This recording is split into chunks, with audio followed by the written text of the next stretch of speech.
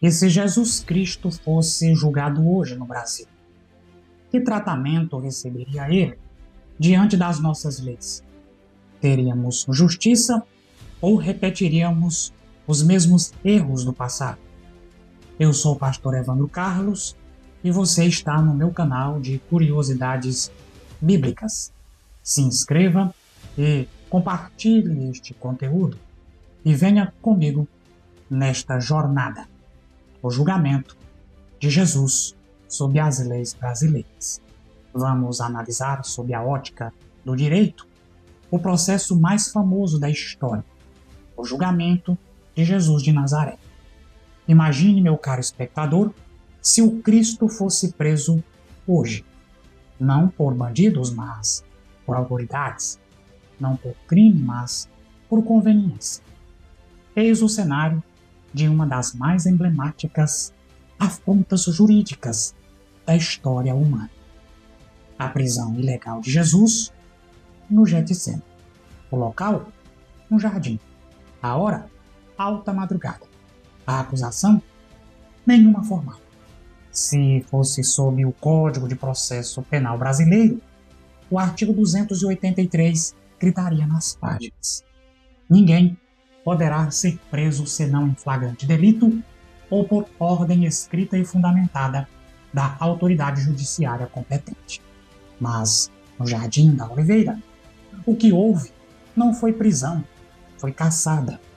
Um mandado forjado pela hipocrisia, assinado pela traição e executado sob o manto da religião. O direito sempre foi a base da convivência humana, desde os sumérios com o Código de Hammurabi, passando pela lei mosaica entregue a Israel, até chegar às leis das 12 tábuas em Roma. Todo esse legado jurídico desembocou na modernidade, influenciando diretamente a nossa Constituição Federal de 1988. Portanto, não é exagero afirmar: quando falamos do julgamento de Jesus, falamos também da história do direito e da justiça, ou melhor, da injustiça.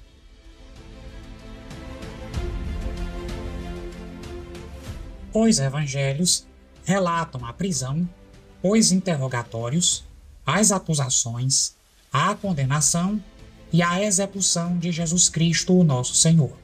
À luz da ciência jurídica, percebemos inúmeras nulidades processuais, vícios insanáveis e violações gritantes ao devido processo legal.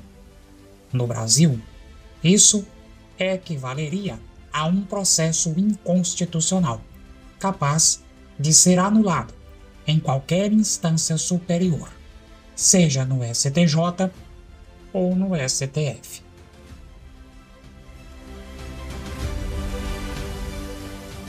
O julgamento de Jesus Cristo é marcado como o mais injusto de toda a história em toda a persecução penal. O julgamento de Jesus Cristo foi permeado de erros e vícios insanáveis, sendo ele de caráter ilegal, injusto e imoral.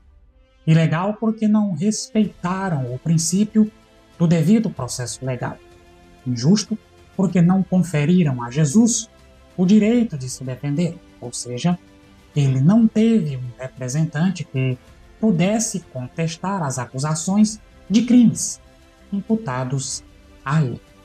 Imoral por terem sido apresentadas muitas testemunhas falsas, expostas a cometer perjúrio. E quais foram os princípios violados? Em primeiro lugar, o princípio do contraditório e da ampla defesa.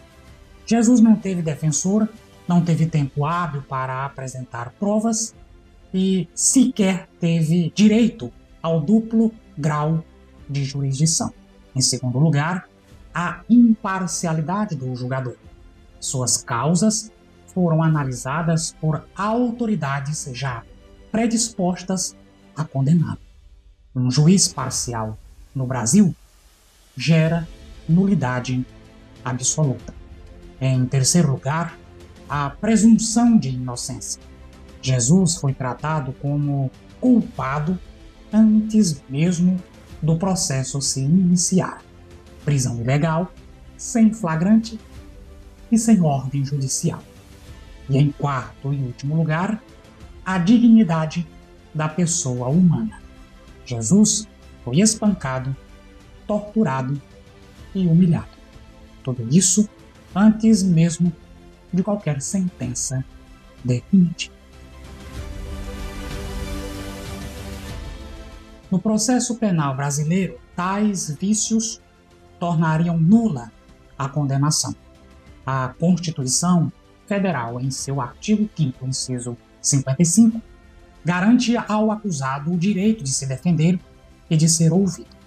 Mas, na prática, a história de Jesus mostra que, quando o poder político e o religioso se unem, a legalidade é atropelada e o inocente sofre a pena reservada ao culpado.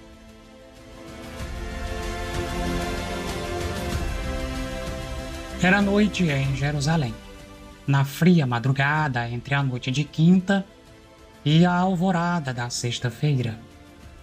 O vento frio soprava sobre o vale do Cedron e no escuro do Getsêmani Jesus dobrava os seus joelhos. Dava-se o início de um dos episódios mais dramáticos da história humana, a prisão de Jesus de Nazaré no jardim do Getsêmani. Jesus, em agonia, ora, e o seu suor se torna em sangue. O médico amado, Dr. Lucas, registra o fato, cujo fenômeno é chamado pelos estudiosos de hematidrose. Para nós, o sinal da dor mais intensa, da angústia insuportável. É o momento em que o inocente antecipa com dor o descaso da lei. Enquanto isso, a poucos metros dali, seus discípulos, aqueles que juraram fidelidade, dormiam. E diante deles, o mestre pergunta: nem por uma hora pudestes vigiar comigo? O primeiro abandono no processo não veio de Roma, não veio do Sinédrio, veio dos amigos, do seu próprio círculo de confiança. No Getsêmani, mais do que um ato de violência, testemunhamos uma sucessão de vícios processuais e nulidades que, se aplicássemos o ordenamento jurídico brasileiro atual, tornariam todo o processo absolutamente inválido. Nenhum juiz, nenhum advogado, nenhum defensor público. Apenas o silêncio da noite e o som das sandálias que vinham prender aquele justo. A isto, o direito chama de violação da dignidade da pessoa humana. Mas ali, naquela noite, a dignidade foi algemada, antes mesmo que o Cristo o fosse.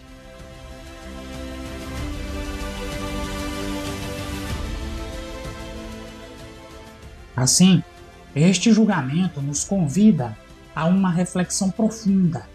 A lei, por si só, não é suficiente. É preciso aplicá-la com justiça, com equidade e com verdade. Nos próximos episódios, seguiremos a linha do tempo, começando pela traição de Judas e a prisão de Jesus no jardim do Getsêmani. Prepare-se, porque veremos, passo a passo, como a ilegalidade se infiltrou em cada ato do processo.